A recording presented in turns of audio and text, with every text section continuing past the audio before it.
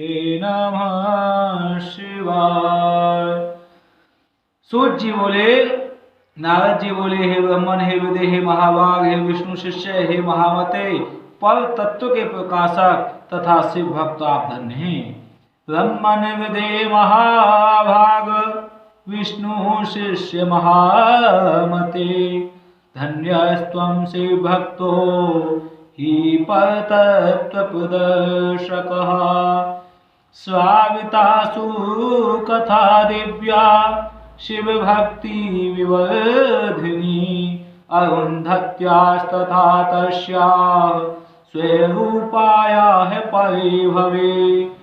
नारद जी बोले, हे ब्रह्मन, हे विधे, हे महाभाग, हे विष्णु शिष्य, हे महामते, पर तत्व के प्रकाशक तथा शिव भक्त आप पर धन्य हैं। हे धर्मज्ञ, आपने अरुंधति की तथा पूर्व जन्म में उसकी स्वरूपभूता संध्या की बड़ी उत्तम दिव्य कथा सुनाई, जो शिव भक्ति की वृद्धि करने वाली है।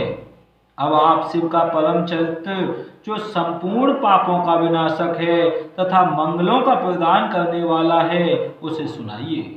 जब काम ने प्रसन्न होकर रति को प्राप्त कर लिया और ब्रह्मा तथा उनके मानस पुत्र चले गए तथा संध्या तप करने चली गई, उसके बाद क्या हुआ?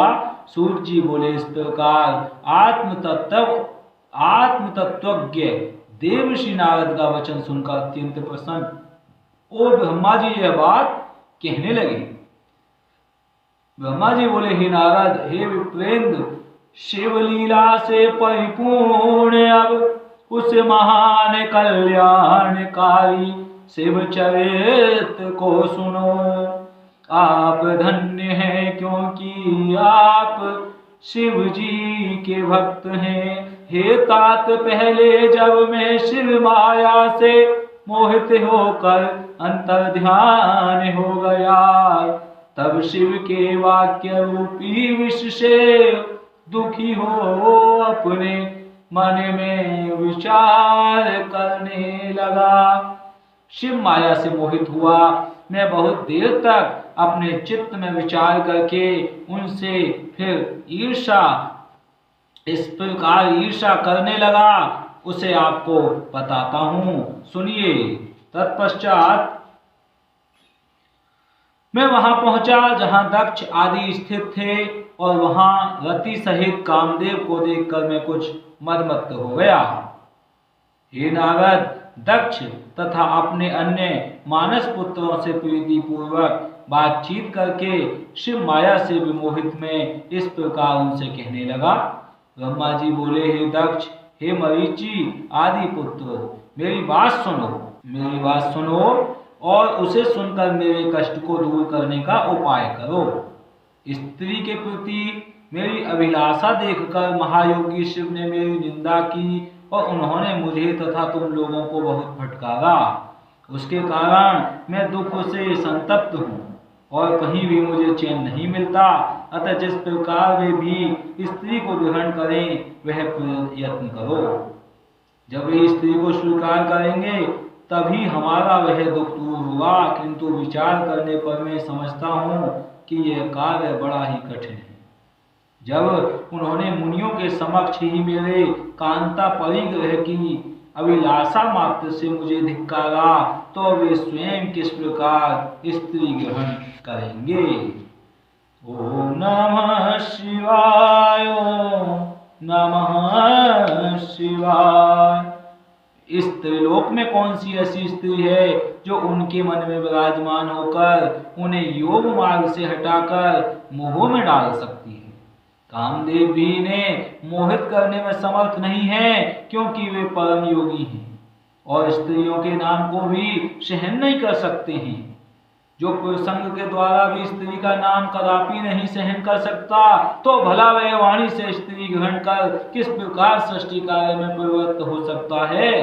इस पृथ्वी में बड़े बड़े देवता भी माया के बंधन में पड़े हुए हैं।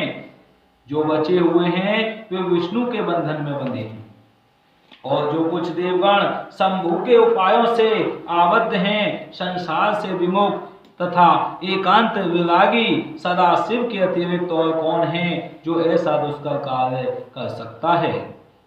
इस प्रकार दक्ष आदि पुत्रों से कहकर रति सहित कामदेव को वहां देखकर मैं आनंद पूर्वक उनसे कहने लगा। ब्रह्मा जी बोले, मेरे श्रेष्ठ पुत्र हे कामदेव, तुम सभी प्रकार से सबको सुख देने वाले हो। हे पितृवत्सल, तुम अपनी पत्नी सहित प्रसन्नता पूर्वक मेरी बात सुनो। हे मनोभव, तुम अपनी इस सहचारिणी स्त्री के साथ जिस प्रकार शोभा पा रहे हो, और यह भी वैसे ही तुम्हें पति रूप में प्राप्त कर अति शोभित हो रही है। जिस प्रकार महालक्ष्मी से भगवान विष्णु तथा विष्णु से महालक्ष्मी, एवं जिस प्रकार रति से चंद्रमा एवं चंद्रमा से रात्रि सुशोभित होती है।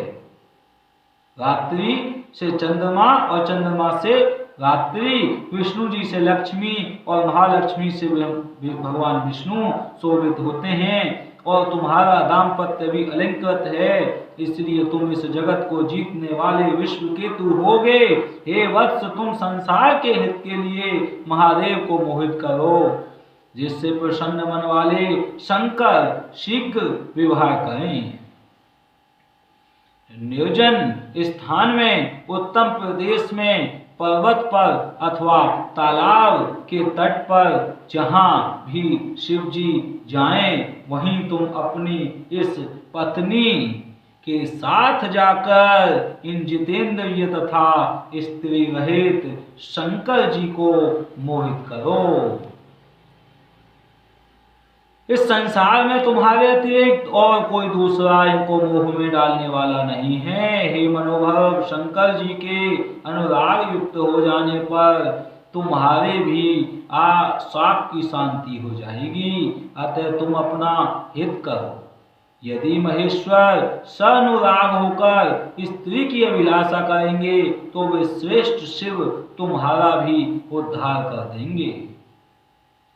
इसलिए तुम अपनी स्त्री को साथ लेकर शंकर जी को मोहित करने का प्रयत्न करो और महेश्वर को मोहित करके विश्व के केतु हो जाओ। ब्रह्मा जी बोले, संसार के प्रभु एवं अपने पिता मुझ ब्रह्मा की बात सुनकर वह कामदेव मुझ जगतपति से कहने लगा।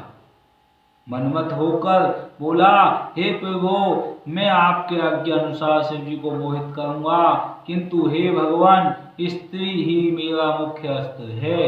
अतः शंकर जी के योग्य स्त्री का निर्माण कीजिए, जो मेरे द्वारा शिव जी को मोहित करने पर पुनः उनका मोहन कर सके। हे धाता, इसका उत्तम उपाय कीजिए। ब्रह्मा जी बोले, कामदेव के इस प्रकार कहने पर मैं प्रजापति ब्रह्मा अपने मन में विचार करने लगा कि किस प्रकार की स्त्री से शिव जी को मोहित किया जाए। इस प्रकार चिंता में निमग्न हुए मुझसे जो श्वास निकला, उसी से पुष्प समूहों से विभूषित वसंत उत्पन्न हुआ। उसके शरीर की कांति लाल कमल के समान थी, उसकी आंखें विकसित कमल के समान थीं, उसका मुख संध्या के समय उदय हुआ पूर्ण चंद्रमा के समान मनोहर था। उसकी नासिका भी बहुत सुंदर थी, उसके चरणों में सींग के समान आवर्त थे। वह काले और घुंघराले केसों से शोभायमान हो रहा था। संध्या कालीन सूर्य के सदृश दो कुंडलों से वह सुशोभित था। मत वाले हाथी के समान उसकी चाल थी।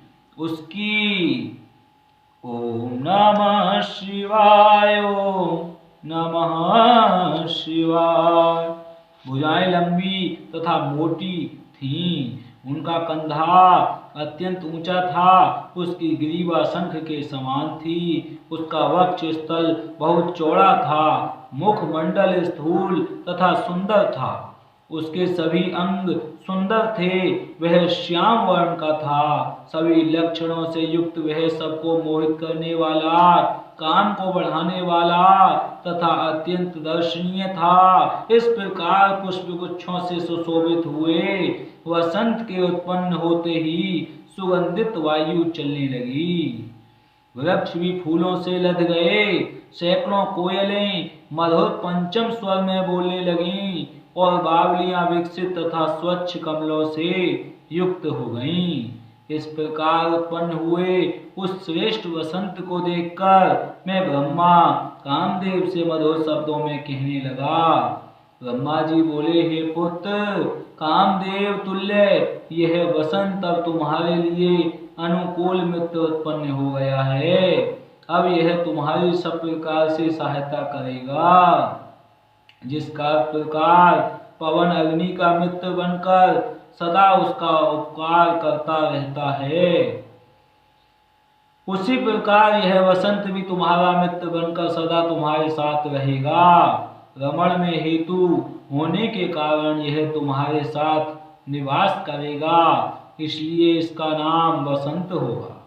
लोक का अनुरंजन तथा तुम्हारा अनुगमन ही इसका कार्य होगा। वसंत कालीन यह मलयानिल इस वसंत का श्रृंगार बनकर इसके मित्र रूप से बना रहेगा, जो सदा तुम्हारे अधीन रहेगा। जिस प्रकार तुम्हारे मित्र रहते हैं, उसी प्रकार ये विभोग आदि हाव तथा 64 कलाएं रति के साथ सुहृद होकर रहेंगी। हे काम, तुम अपने इन वसंत आदि सहचरों तथा रति के साथ उद्यत होकर महादेव जी को मोहित करो।